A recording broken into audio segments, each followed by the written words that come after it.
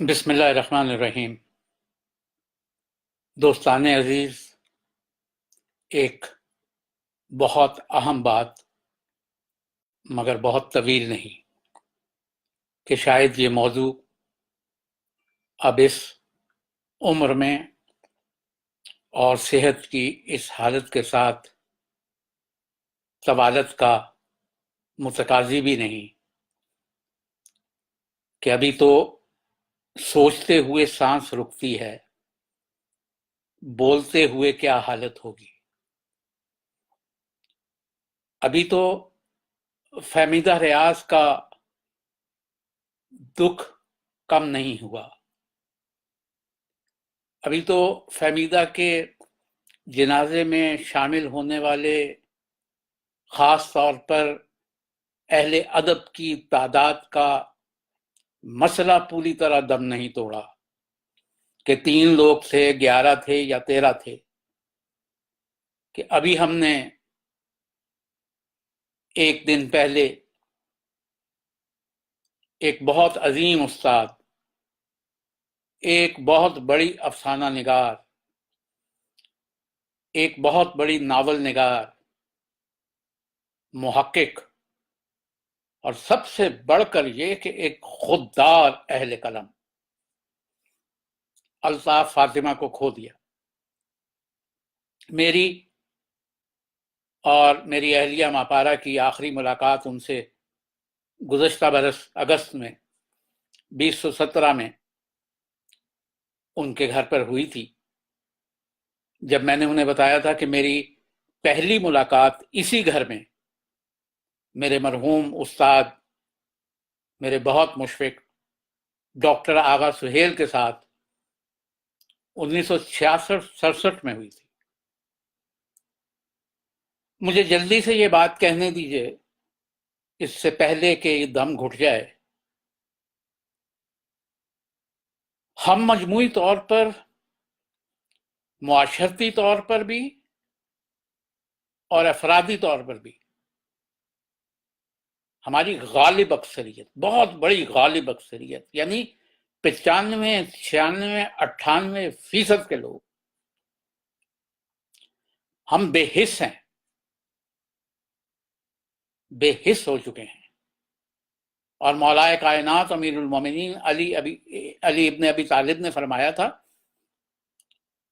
کہ موت مر جانا نہیں ہے، موت دراصل بے حسی ہے، کہ آپ مر کے بھی سانس لے رہے ہیں۔ اور افسوس زیادہ اس معاشرے پر نہیں ہے کہ یہ معاشرہ تو 1400 سال سے امت مسلمہ کا معاشرہ اسی طرح سے ہے۔ افسوس تو ان نام نہاد اہل قلم پہ ہے جو قلم کی کمائی کھاتے ہیں، قلم سے عزت کماتے ہیں، قلم سے شہرت کماتے ہیں، اور وہ ادب جو تہذیب پیدا کرتا ہے انسان میں، اس تہذیب سے آ رہی ہے۔ میں لاہور میں پیدا ہوا، لاہور میں پلا بڑھا، میرا ادبی سفر 60 کے عشرے میں کے اوائل میں بلکہ لاہور ہی سے شروع ہوا۔ میں جانتا ہوں کہ لاہور میں سینکڑوں میں نہیں، ہزاروں میں شاعر ادیب ہیں، اور ایسے بڑے بڑے نام ہیں کہ بس ان ناموں کو آپ ہی نے بنایا ہے۔ یہ زیادتی تو کی ہے آپ نے۔ جیسے میں نے آغاز میں کہا کہ ابھی تو یہ مسئلہ حل نہیں ہوا تھا کہ فہمیدہ ریاض کے جنازے میں 3 لوگ تھے یا 13 تھے۔ میری سانس رک گئی یہ سن کے۔ میں نے لاہور میں اپنے بڑے مہذب دوست اور بڑے پیارے بچے ظفر معین بلے کو کہا کہ مجھے یہ ساری معلومات کر کے دو کہ الطاف فاطمہ کے جنازے میں کتنے لوگ تھے، اہل ادب کتنے تھے، اور پھر کن کن تنظیموں نے روایتی طور پر ہی صحیح اظہار تعزیت کیا، کون کون سے بڑے ادارے، کروڑوں کی گرانٹوں کے ادارے جن کے مکروہ قسم کے سربراہ ان میں سے کیا کسی نے الطاف فاطمہ کے چلیے جیتے جی تو آپ نے نہیں پوچھا، مرنے کے بعد روایتی بیان ہی دے دیتے؟ ظفر نے مجھے جو کچھ لکھ کے بھیجا ہے وہ میں لفظ بلفظ آپ کے سامنے پیش کر رہا ہوں. آپ میں سے ہر آدمی اپنے گریبان میں منہ ڈالے. مجھے حکومت سے کچھ نہیں کہنا. وہ میرا ایک بہت پرانا قطع ہے جس کا شعر یہ ہے کہ اس عہد یزیدی سے اس عہد یزیدی تک بدلے ہیں چہرے، حاکم نہیں بدلا ہے. یہ حکومتیں اسی طرح ہوتی ہیں، مجھے ان سے کوئی غرض نہیں. اور یہ پی ٹی آئی کی حکومت تو بہت خوش قسمت ہے کہ ان میں نہ کوئی شاعر ہے، نہ ادیب ہے، نہ کوئی تہذیب کے ادارے کا آدمی ہے، تو یہ قابل معافی ہیں. پچھلی حکومت میں جیسے کیسے صحیح کوئی دو چار ادیب شاعر تھے. ظفر معین نے جو معلومات مجھے دی ہیں اس پہ اس کا شکریہ، لیکن یہ معلومات فرام ہارسز ماؤتھ ہیں.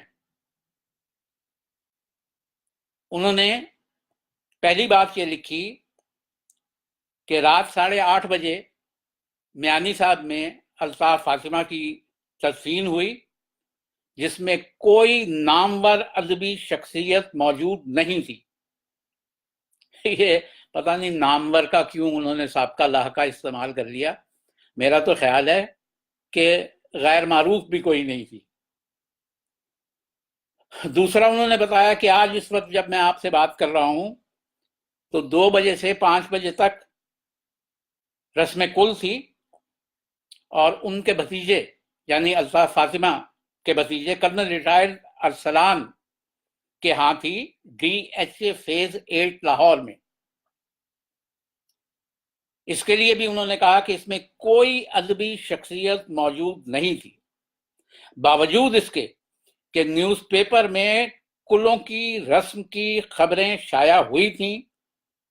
یہ بات بھی کرنل ارسلان صاحب نے بتائی، اور ان کا کہنا ہے کہ ہم خود بھی اس بے حسی پر سوائے افسوس کے کچھ نہیں کر سکتے.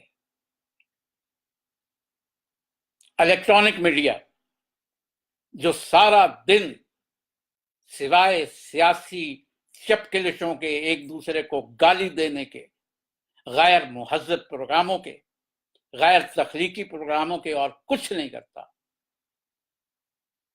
انہوں نے بھی کوئی تذکرہ، کوئی پروگرام اس لمحے تک نہیں کیا. اور ان آخری رسومات میں بقول ان کے سٹی 42 کی صرف نمائندگی تھی. الطاف فاطمہ کے بھائی فضل قادر بھی ادیب تھے اور ماہ نو کے سابقہ مدیر رہ چکے تھے. ان کی وفات 1996 میں ہوئی تھی.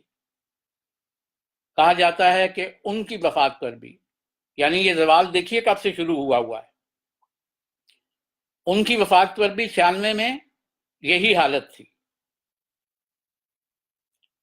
کرنل ریٹائرڈ ارسلان یہ انہی فضل قادر کے بیٹے ہیں.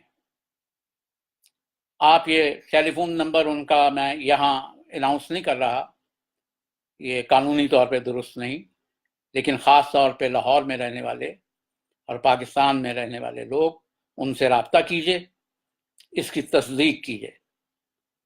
میں کئی برس سے یہ مرثیہ پڑھ رہا تھا، یہ نوحہ کہہ رہا تھا کہ ہمارے لاہور کے لوگوں کو، ادیبوں شاعروں کو، جو روز شام میں ٹی ہاؤسوں میں اور مختلف جگہوں پہ بیٹھتے ہیں اور اگلتے ہیں اپنی غزلیں اور شاعری اور یہ سب کچھ، ادب کو نقصان پہنچانے والے لوگوں کی ایک بڑی تعداد جو ادب کے نام پر عالمی کانفرنس سے کرتے نہیں سکتی، ان کے کرتا دھرتا لوگ، کروڑوں کی گرانٹیں لینے والے یہ سرکاری ادبی ادارے، ان میں سے کسی کو پہلے بھی یہ توفیق نہیں تھی کہ وہ الطاف فاطمہ سے رابطہ کرے. وہ بہت خوددار تھی. ہم نے اپنی آخری ملاقات میں جو گفتگو ان سے سنی اور جو باتیں ان سے سنی، اور کیسی فعال تھی وہ 90 برس کی عمر میں بھی. اور وہ اپنا ایک طویل افسانہ لکھ رہی تھیں جو اس وقت ختم نہیں ہو رہا تھا۔ موت کا خوف نہیں ہے، معاشرے کی بے حسی کا خوف ہے۔ میں یہ وصیت آپ کو چھوڑ کے جا رہا ہوں، اپنے دونوں بچوں کو تو کر دوں گا، اور شاید پہلے بھی کر چکا ہوں، لیکن پہلے میں مولوی کے حوالے سے کر چکا ہوں کہ میرے مرنے میں کسی مولوی کو شریک نہ ہونے دینا، کیونکہ میں یہ منافقت نہ زندگی میں کی نہ مرنے کے بعد کرنا چاہتا ہوں۔ میرا بیٹا میری نماز جنازہ پڑھائے گا۔ اور آج کی وصیت آپ سب کے سامنے جو مجھے سن رہے ہیں اور جو بعد میں بھی سنیں گے، اول تو میں شاعر ادیب ہوں نہیں، اور اس قسم کا تو بالکل نہیں ہوں۔ میری یہ وصیت کہ میرے جنازے میں کسی شاعر ادیب کو شامل ہونے کی اجازت نہ دی جائے۔ میں نے زندگی میں بھی ان لوگوں کا کوئی احسان نہیں لیا۔ میں اپنے قلم اور اپنے حرف اور لفظ کے نام پر زندہ رہا ہوں۔ میرا کوئی گروپ نہیں، میں کسی گروپ میں کبھی شامل نہیں ہوا، لیکن میں زندہ ہوں۔ مجھے ان 5 انگلیوں کی 15 پولوں کے برابر لوگ جانے، یہ بہت کافی ہے۔ میرے 3-4 دوست ہوں، بہت کافی ہیں۔ 4 آدمی چاہیے، اور اب تو 4 پائی اٹھانے کے لیے بھی 4 لوگوں کی ضرورت نہیں ہوتی، گاڑی میں رکھ کے لے جائیے، اور جس ملک میں میں رہتا ہوں اس میں تو لے جاتے ہی گاڑی میں۔ تو یہ احسان مر کے بھی نہیں لینا چاہتا میں آپ کا۔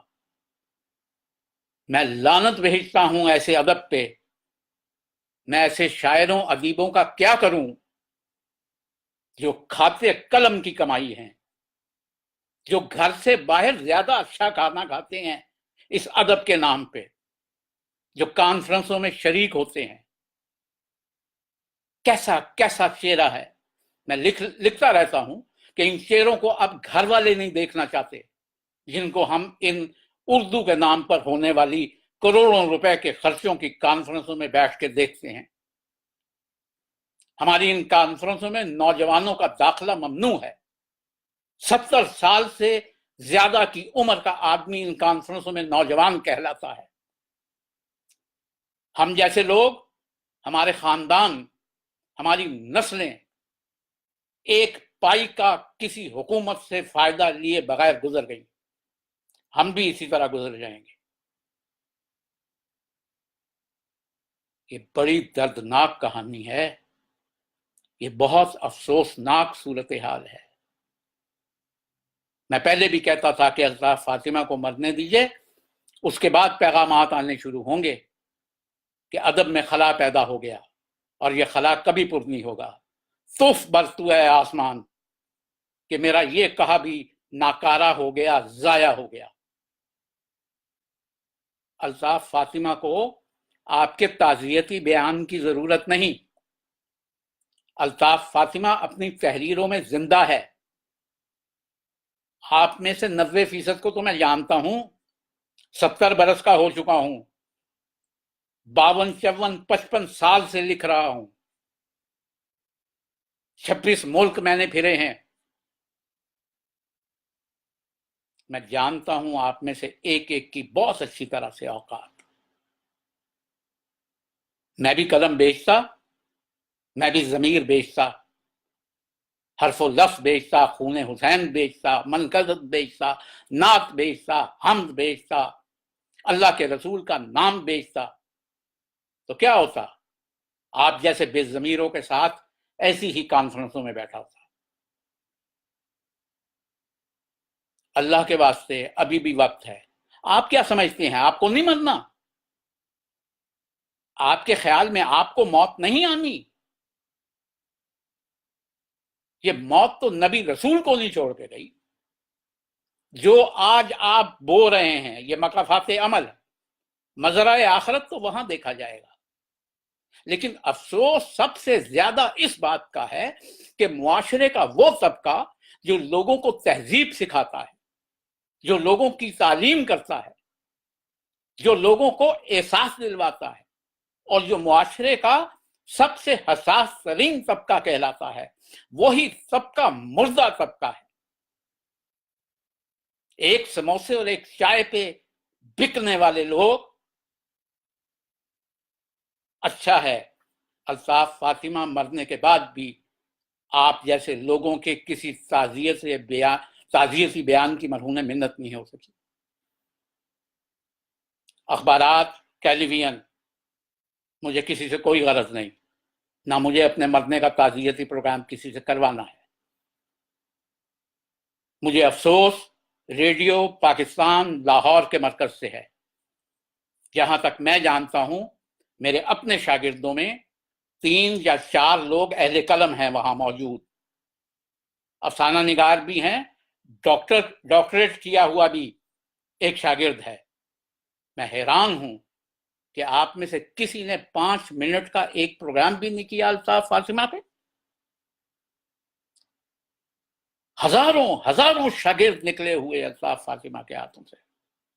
کتنے ہی لوگوں کو افسانہ نگاری اور ناول نگاری سکھائی افسانہ. یہ بے حسی آپ کے سامنے بھی آئے گی، آپ کے گھر والوں کے سامنے بھی آئے گی، آپ کی نسلوں کے سامنے بھی آئے گی. اسی لیے پروردگار نے اس کائنات کو، اس دنیا کو مکافات عمل کہا ہے کہ جو یہاں بو گے وہ یہیں پر کاٹ لو گے. میرا دکھ ابھی فہمیدہ ریاض سے شروع ہوا تھا، لیکن میں نے تب بھی کہا تھا میں وہ بدقسمت آدمی ہوں جس نے اسلام آباد میں مرثیے کے امام، شاعری کے سرخیل حضرت جوش ملیح آبادی کا جنازہ دیکھا ہوا ہے، جس نے نوحے کے امام اور انیس مقام حضرت نجمہ افندی کا جنازہ اپنی آنکھوں سے تو نہیں دیکھا، لیکن اس کے بارے میں پڑھا اور سنا ہے کہ معدود چند 10 12 13 لوگ اس جنازے میں شامل تھے. تو ہمارا یہ رویہ اپنے حقیقی جینون اہل قلم کے ساتھ کوئی نیا نہیں ہے، اور یہ دکھ بھی نیا نہیں ہے. میرے جیسے لوگ حی علی الفلاح اس لیے کرتے ہیں کہ اب تو یہ فیس بک اور یوٹیوب آ گیا ہے جو شاید قبر تک آپ کے ساتھ جائے گا، اور یہ کہانی اور یہ تصدیق رہ جائے گی کہ معاشرے میں چند سر پھرے لوگ اس وقت بھی موجود تھے جب کوئی سر اٹھا کے چلنے کی کوشش نہیں کرتا تھا، درباریوں کی طرح سر جھکا کے نہیں چلتا تھا. ہم نے اپنے حصے کا کام کر دیا، اپنے حصے کی شمع روشن رکھی. آپ میں سے اگر کسی نے الطاف فاطمہ کے لیے کوئی تعزیتی بیان نہیں دیا تو آپ نے اپنا گڑھا خود کھودا ہے. آپ کی حیات بھی ختم ہونے کے بعد آپ کے ساتھ یہی سلوک ہوگا. ان تمام حالات کے باوجود آپ اگر اہل قلم کہلانے کے مستحق ہیں، آپ اگر ایک زندہ معاشرہ کہلانے کے مستحق ہیں تو بسم اللہ. بس آج کا یہ دکھ اتنا ہی. اللہ نہ کرے کہ کل کوئی بھی جینون حقیقی اہل قلم میں سے کوئی رخصت ہو تو اس کی بھی جنازے اور آخری رسومات پہ یہ سارا نوحہ، یہ سارا مرثیہ دہرانا پڑے. اپنے گریبان میں منہ ڈالیے، دیکھیے، ٹٹولیے ہم کہاں کھڑے ہیں. اجازت دیجیے. اللہ حافظ و ناصر.